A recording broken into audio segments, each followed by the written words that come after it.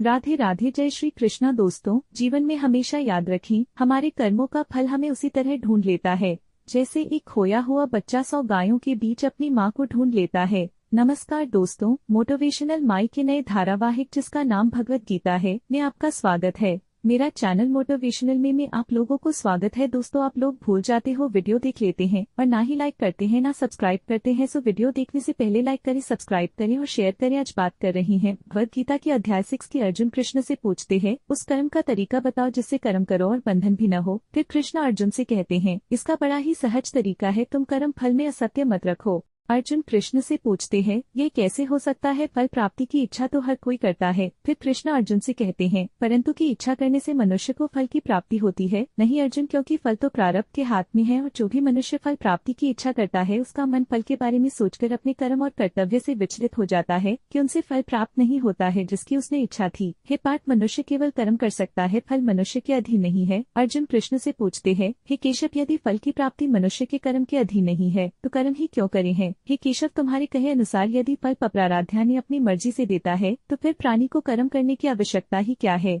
फिर कृष्ण अर्जुन से कहते हैं, कर्म करने की आवश्यकता क्या है? यह जानने से पहले यह तो जान लो कि प्रारब्ध क्या है, वह प्राराध्य कैसे बनती है। अर्जुन कृष्ण से पूछते हैं, हे केशव, प्रारब्ध क्या है? इसे जानने में क्या मुश्किल है? यह तो सीधी सी बात है कि जो भगवान की इच्छा है वही मनुष्य का प्राराध्य होती है। फिर कृष्ण अर्जुन से कहते हैं, नहीं अर्जुन नहीं, यह धारणा सत्य नहीं है। अर्जुन कृष्ण से पूछते हैं, क्यों सत्य नहीं है? फिर कृष्ण अर्जुन से कहते हैं, क्योंकि मैं किसी के प्रारब्ध नहीं बनाता, ना मैं किसी प्राणी के कर्म अथवा कर्म फल के हिसाब में दखल देता हूँ, इसलिए प्राणी की प्राराध्य बनाने में मेरा कोई हाथ नहीं होता। अर्जुन कृष्ण से पूछते हैं, कौन बनाता है प्राणियों का प्राराध्य?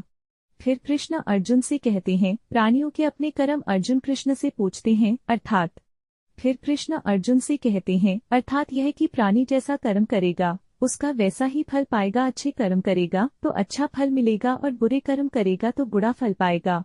यही जो प्राणी के अच्छे बुरे कर्मों के अच्छे बुरे फल का हिसाब है, इसी को प्राराध्य कहते हैं। अपने पुण्य कर्मों के फलस्वरूप सुख और अपने पाप कर्मों के फलस्वरूप दुख प्राप्त होते हैं। इसी जन्म में या अपने अगले जन्म में भोगना ही पड़ता है, इसको टाल नहीं सकता। इसलिए अकर्मण्य हुए बिना निरंतर अपने धर्म के अनुसार कर्म करते जाओ और मन में यह पक्का विश्वास रखो कि जिस नियत के साथ तुम कर्म करोगे उसी नियत के अनुसार तुम्हें फल अवश्य मिलेगा। कर्म का ये अटल विधान है, इसमें कभी किसी के साथ अन्याय नहीं हो सकता है। हे अर्जुन, प्राणी का कोई भी कर्म नष्ट नहीं होता, मनुष्य को अपने हर कर्म का फल अवश्य मिलता है। इस तरह प्राणी के कर्मों के अनुसार उन कर्मों का फल हर मनुष्य के अपराध में लिख दिया जाता है और इसी कारण हर जन्म में मनुष्य अपने ही कर्मों के बंधन में बंध जाता है। इसी कर्म के बंधन में बंध जाने के कारण मनुष्य अवागमन अर्थात जन्म जन्मांतर के चक्रव्यूह में फंसा रहता है और इससे मोक्ष प्राप्त नहीं हो पाता। अर्जुन कृष्ण से पूछते हैं, कर्म के बंधन से अवागमन ये जन्म जन्मांतर का क्या संबंध है? फिर कृष्ण अर्जुन से कहते हैं, मनुष्य अपने एक जन्म में जो कर्म करता है उन कर्मों के फल के रूप में पाप और पुण्य दोनों ही होते हैं। तो कभी पाप अधिक होते हैं तो कभी पुण्य। दोनों का दुख भोगते हुए मनुष्य अपने नए जीवन में जो कर्म करता है उनका हिसाब पाप पुण्य के खाते में नए सिरे से ले दिया जाता है कि इस तरह इन नए कर्मों को भोगने के लिए और नया जन्म लेता है और जन्म जन्मांतर का ये सिलसिला लगातार चलता रहता है और मनुष्य की आत्मा का अपने परमात्मा से मिलन नहीं होता, जिसे मोक्ष कहते हैं। अर्जुन कृष्ण से पूछते हैं, हे केशव, इसका अर्थ तो यह हुआ कि मोक्ष प्राप्त करने के लिए मनुष्य को पाप और पुण्य से बचने के लिए कोई कर्म ही नहीं करना चाहिए, सारे कर्मों का त्याग करके सन्यासी बन जाना चाहिए। फिर कृष्ण अर्जुन से कहते हैं, कोई भी मनुष्य अकर्मण्य नहीं हो सकता, कर्म तो उसे हर स्थिति में करना पड़ता है। अर्जुन कृष्ण से पूछते हैं, परंतु सन्यासी तो कर्म का त्याग तो करते ही हैं। फिर कृष्ण अर्जुन से कहते हैं, हे पार्थ, सन्यासी भी कर्मों का त्याग नहीं करते, न ही कर सकते हैं। मैंने पहले ही कहा था कि सन्यासी भी कर्म करते हैं कि खाना पीना, उठना बैठना, तपस्या करना, साधना करना, ये सभी तो करनी है। कर्म से कोई कैसे भूल सकता है?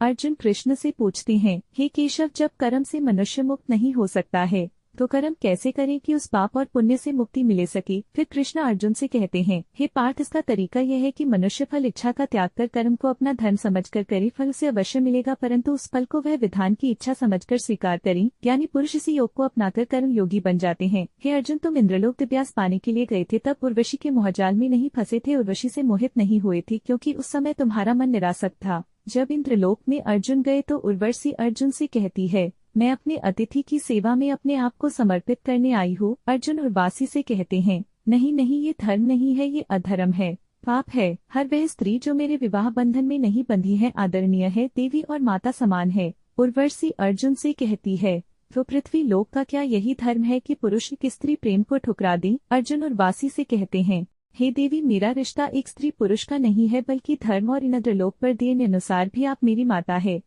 फिर कृष्ण अर्जुन से कहते हैं, उर्वासी के कारण तुम विचलित नहीं हुए थे, परंतु आज कैसे विचलित हो गए हो? उस समय तुम अपना धर्म नहीं भूले थे है, परंतु इस समय तुम अपना धर्म भूल रहे हो कि इसका कारण जानना चाहोगे? अर्जुन कृष्ण से पूछते हैं, जी हाँ केशव। फिर कृष्ण अर्जुन से कहते हैं, तुम्हारा मन तुम्हारे काबू में नहीं है क्योंकि तुमने कर्म योग नहीं अपनाया। अर्जुन कृष्ण से पूछते हैं, क्या कहा कर्म योग से मन काबू में रहता है? फिर कृष्ण अर्जुन से कहते हैं, हाँ अर्जुन, कर्म योग के कारण कर्म योगी का मन इधर उधर भटकता नहीं है, कर्म योगी की बुद्धि स्थिर हो जाती है। जिस प्रकार पत्थर के मजबूत चट्टान की नदी की तूफानी लहरें भी विचलित नहीं कर सकती है, अथवा बहुत बड़ा जलप्रपात जिस प्रकार पत्थर को नहीं तोड़ सकता है, उसी प्रकार कर्म योगी का मन भी न बाढ़ से विचलित हो सकता है, कोई करता है। फिर कृष्ण अर्जुन से कहते हैं, परंतु की इच्छा करने से मनुष्य को फल की प्राप्ति होती है। नहीं अर्जुन, क्योंकि फल तो प्रारब्ध के हाथ में है, और जो भी मनुष्य फल प्राप्ति की इच्छा करता है उसका मन फल के बारे में सोचकर अपने कर्म और कर्तव्य से विचलित हो जाता है और उनसे फल प्राप्त नहीं होता है। जिसकी इच्छा की थी हे पार्थ, मनुष्य को केवल कर्म कर सकता है, फल मनुष्य के अधीन नहीं है। अर्जुन कृष्ण से पूछते हैं, हे केशव, यदि फल की प्राप्ति मनुष्य या कर्म के अधीन नहीं है तो कर्म ही क्यों करे? फिर कृष्ण अर्जुन से कहते हैं,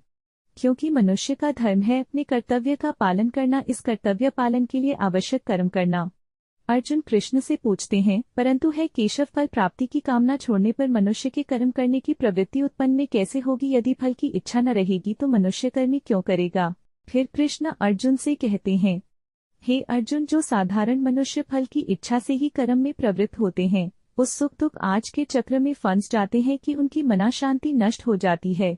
हर पल हर समय फल प्राप्त के विचार से उनकी निंद्रा उड़ जाती है। हे पार्थ, तुम दुर्योधन उसके भाई को ही देखो। बचपन से ही दुर्योधन और शकुनी और दूसरा आसन आदि ने हस्तिनापुर के सिंहासन को प्राप्त करने के लिए कितने अधर्म की याद है ना तुम्हें? उन्होंने जब भीम भैया को पानी में फेंक दिया था, वह घटना भी याद होगी जब इन्हीं कौरवों ने तुम सब पांडवों को लाक्षागृह में जलाकर मार डालने की चाल रचित थी। ये कैसी लाजवाब चाल थी उनकी, उससे तुम लोगों का जीवित बचकर निकलना असंभव था। कितना योजनाबद्ध कर्म था, परंतु इस कर्म का फल उन्हें मिला कि नहीं, क्योंकि प्रारब्ध की योजना कुछ और थी। इस प्रकार उनकी इच्छा विरुद्ध सारे प्रयास विफल हो गए, तो उन्होंने तुम सबको छल कपट से काम लेकर 12 वर्षों के वनवास और 1 वर्ष के अज्ञातवास में भेज दिया था। परंतु बार बार प्रयास करने के बाद भी कौरव की इच्छा अनुसार फल प्राप्त नहीं हुआ। वह भूल गए थे कि फल प्रारब्ध अनुसार मिलता है। इन दुष्कर्मों के चक्कर में बुरी तरह फंस गए हैं पार्थ, और जिस फल की कामना कर रही हैं फल उन्हें प्राप्त नहीं होगा, बल्कि दुष्कर्मों का बुरा फल ही उन्हें मिलेगा। यह बात तुम सदा याद रखो। श्रीमद्भागवत गीता का 6वां अध्याय, और इससे आपने बहुत कुछ सीखा होंगे। आप लोग